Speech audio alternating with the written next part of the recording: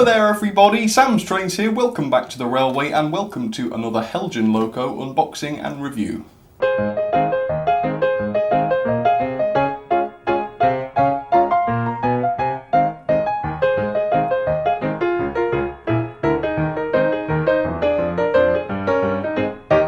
So I'm really hoping that today's Heljan Loco is going to be way better than the last one, which I found to be absolutely shocking if I'm honest with you. If you haven't seen that video already, I would say it's well worth checking out. I'll put a link up there if you'd like to see that. It's definitely worth checking out if you haven't seen that already. Yes, pretty astonishingly bad actually. But no, unlike the last Heljan Loco I looked at, this one is an electric loco, and here it is. It's one of the Metropolitan Railway electric locomotives, and I'm going to talk a little bit more about their history in just a minute or two. But also, unlike the last loco I looked at from Heljan, it was the Gresley 02 of course, the price of this is much more reasonable. I think the full RRP of this loco was £107, which sounds to me a lot better. Now actually I bought this from Hattons, and the price that Hattons had this on for was absolutely astonishing. I think £107 would have been good, to be honest, but no, the price I got this for was really good. I think I got it for something like 80 or something like that. Anyway, there's a link in the description if you're at all interested in these. Do feel free to click on that. It will help to support the channel, which I appreciate very much, and equally if you just want to get yourself a bargain, then absolutely go for it. But yes, this is a beautiful, really old-fashioned electric locomotive, quite unusual of course. It's not just from, you know, one of the big four, it's from the Metropolitan Railway from the 1920s I think, or possibly a little bit earlier, I'm not absolutely sure. But anyway, let's get this out, stop waffling and see what it's like. And yes, already it's looking a lot better, isn't it? I mean, I don't know about you, but just seeing what looks like a really beautiful loco through this window is just starting to get me a little bit excited, which is always great. So yes, really can't wait to get this out. Even the end of the box does a better job than the last one did of showing exactly what this is. So it's item number 9008, that's what you need to search for if you want this particular one. It's a Metropolitan Bobo, number 12, that is actually the running number. LT, which stands for London Transport, I suppose that's the livery. It is preserved as well, as we're going to talk about in a moment, and then the name there at the bottom, which is Sarah Siddons. I have to plead ignorance there, I don't actually know who she is, but I do hope she could say her S's properly, otherwise I think her life would have been a misery. Anyway, there's not too much to see on the packaging obviously, so hopefully there will be some more information on these locos on the inside. But for now then, let's start by getting this out and we will have a look truly what this is like.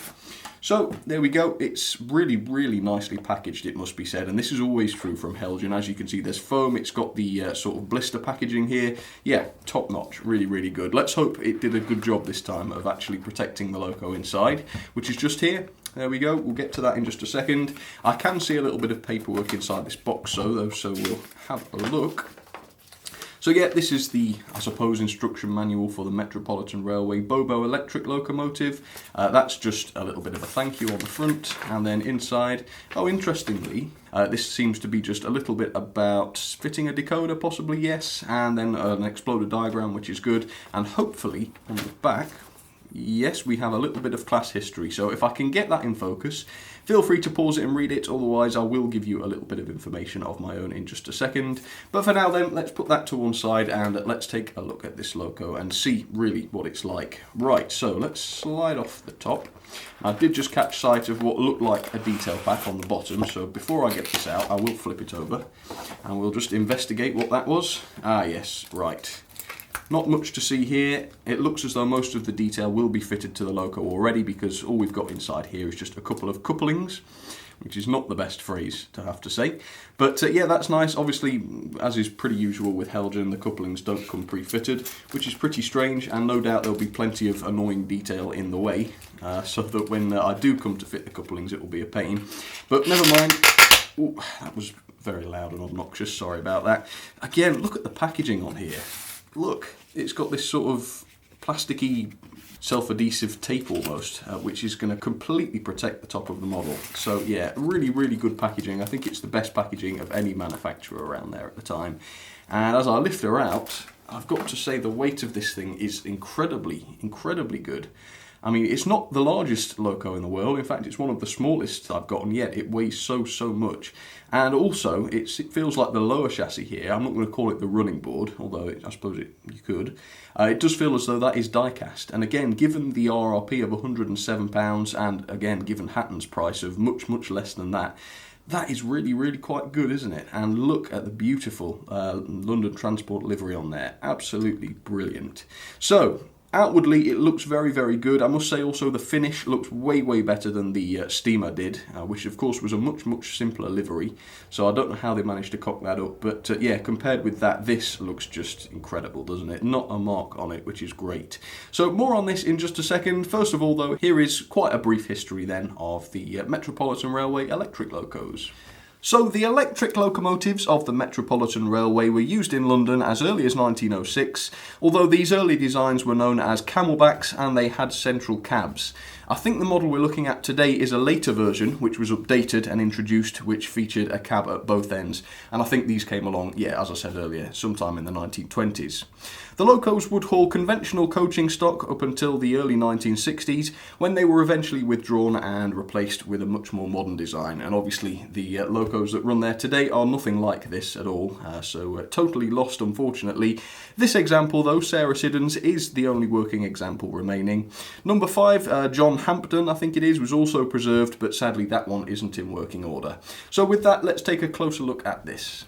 So there she is then, number 12, Sarah Siddons there up against the white background for you. And yes, I absolutely love this thing. It's awesome, isn't it? I just love the 20s vibe you get from it, and of course, because it is from the 20s, this is way before modern diesels and modern electrics set the standard for how locos like this should look.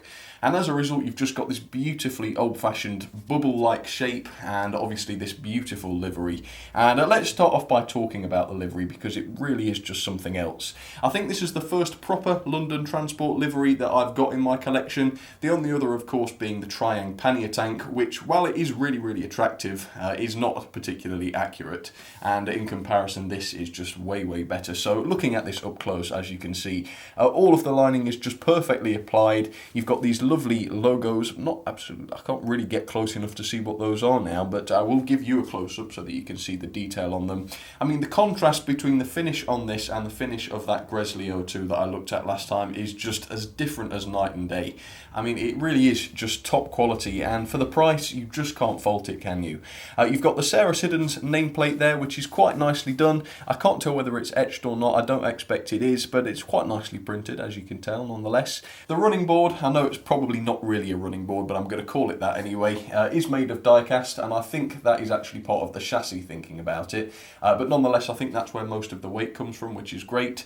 And as you can see, just fitted to there, we also have steps, which have also been picked out with that London Transport livery, which is really lovely to see. And on the ends, you've also got nameplates. This one, as you can see, says Baker Street, so obviously this one's heading for Baker Street. I think the back one says Special or something like that. As you can see, loads of lovely detail. You've got vacuum pipes fitted there as well, which also are painted, which is really lovely to see. And while we're here, we might as well take a look at the lights, which are really nice and convincing looking. And yes, indeed, when this loco runs, those lights do turn on, which is great to see. You've also got what appears to be a sort of separately fitted whistle, and I suppose they really could be whistles, couldn't they? Even though it's not a steam loco, they might have had them. I might have to look into that. Anyway, let's take a look at the buffer beams. You have these quite unusual, but also quite attractive square buffers, which are sprung. Let me demonstrate. Yes, they are sprung, which is quite nice. I like that. And the buffer beams also have this screw link coupling fitted to them, which is good to see. And then there are sort of additional pipes hanging down there, which do frustrate me slightly, because I'm fairly certain when I fit a NEM coupling onto one of these, they are going to foul it and cause derailments, but I might have to eat my words on that, we'll have to see. The bogie detail is also quite exquisite, considering these things have to turn and move while the loco is running. It's quite impressive how much detail is on there, and as you can see, these shoes here, which pick up power from the third rail, I assume, or something similar, are picked out in the grey, which is quite nice to see. And although they are separately fitted, they're very sturdy, and they don't flex or anything when you touch them, which is just great. Incredibly, you can see that there is even cab detail inside these.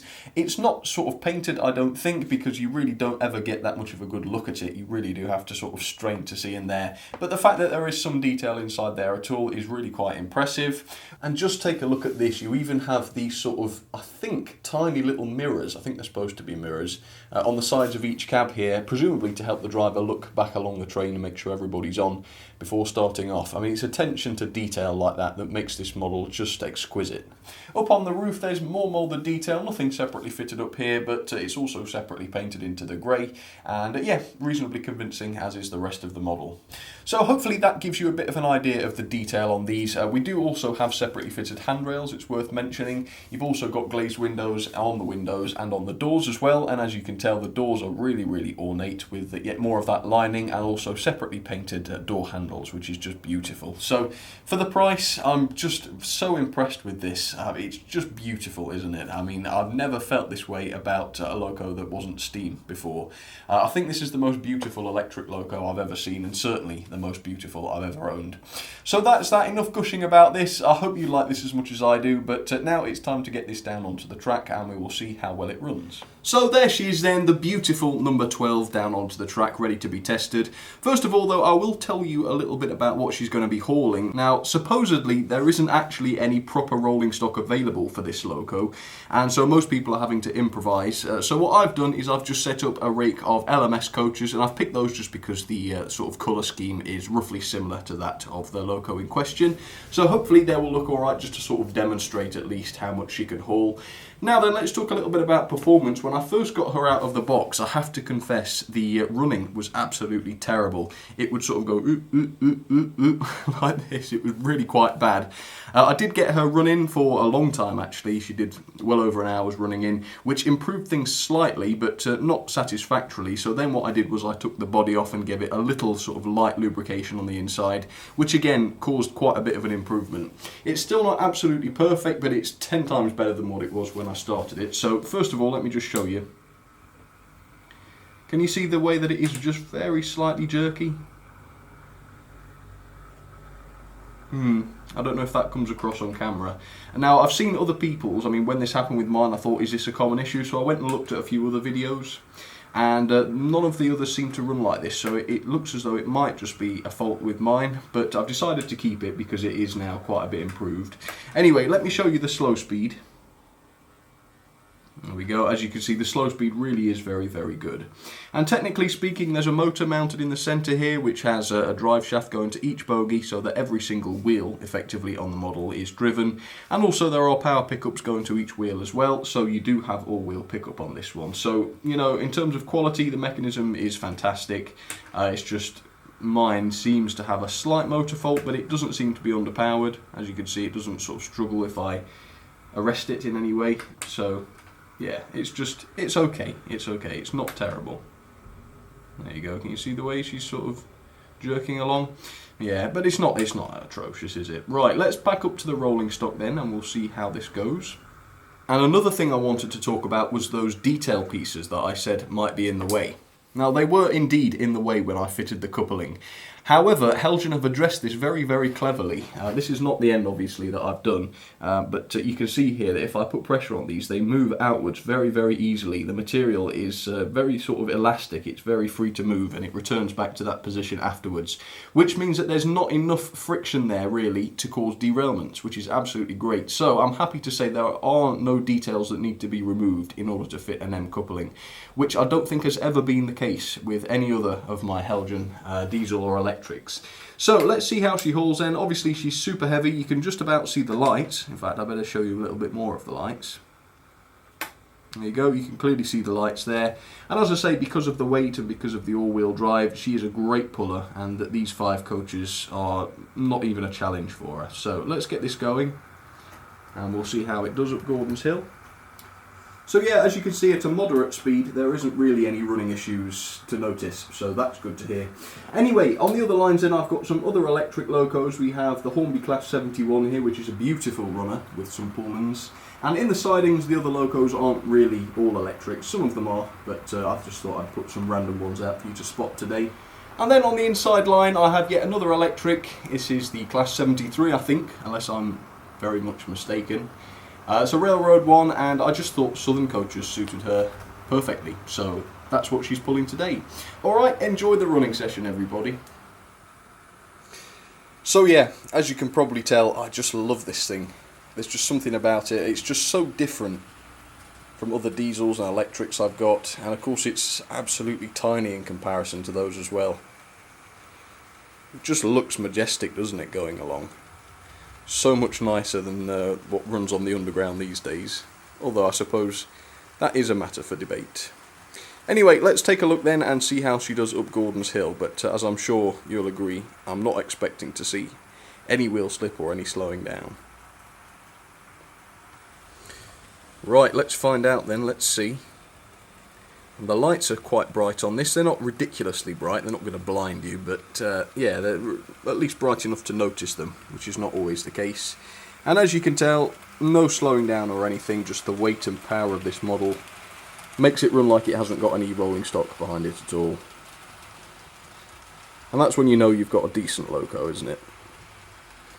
I'll try her with some more coaches one day, and we'll test her limits. I think this 71 is another one of them that's just so attractive looking. That's again quite an early electric, which is why it's got such an unusual look, but not quite as unusual of course as this Metropolitan. I need to find an excuse now to run it in a few more videos, don't I?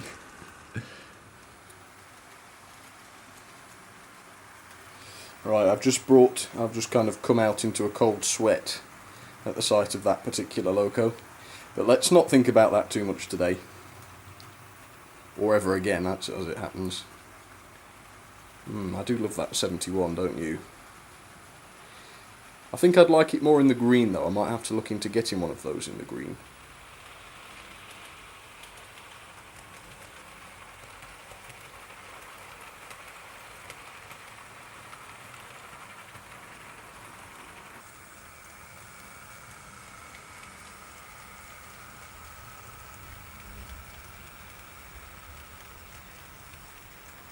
Okay, so here are my ratings then for the Heljan Metropolitan Railway electric loco. So detail then, 5 out of 5. It can't be anything other than that reasonably, because the detail was just so impressive in basically every area. So I've given it a 5 there.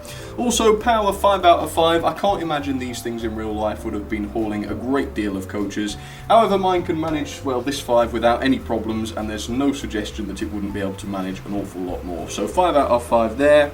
Slow speed, 4 out of 5. I do find the slow speed itself is excellent, but I did want to deduct a point somewhere from the performance because it is a little bit jittery. It's not the smoothest in the world. However, not too bad, definitely above average, so 4 out of 5 there.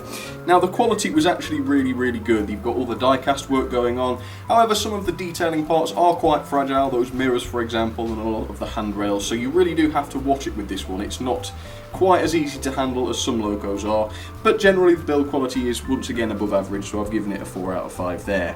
Now I have to admit, earlier on I made a little bit of a mistake with the RRP. I said that the RRP for this was £107. Actually that isn't quite true, that was the Hatton's original price. The RRP for this is £139.95, which I think is a little bit less good, so it's gone from excellent value to just okay value. I've given it 3 out of 5. However, I managed to pick this up in the Hatton's summer sale for £74. Now I'm not absolutely sure whether they'll still be doing that anymore, because strictly speaking it's not summer anymore, but as I say, there is a link in the description, so if you want to check what the current price is, you absolutely can do, and you know, for £107, or if you're really lucky, 74, this is an absolute steal. Okay, overall then that is 8.34 out of 10. I really do love this one. Into the ranking she goes at 11th, just above the Hornby 121 and below the Bachmann GCR D11. Yes, I think that's ranked quite nice and highly, and deservedly so. So yeah, once again, really enjoyed this today. Yeah, it's just one of those really interesting locos, isn't it? As indeed a lot of the early electrics were. Quite fascinating, aren't they? Alright then folks, I hope you enjoyed that as much as I did. Yeah, that's definitely been another great review. Well, I'm not saying it was great on my part, just great fun at least. So thanks for your company folks. If you've got any other suggestions of locos you'd like me to review, do let me have them in the comments. And if you liked the video, don't hesitate to leave it a like as well, because I do love it when you guys support the channel. It is very lovely. But for now folks, once again, thank you for your company, and I will see you all very soon. Cheers everybody.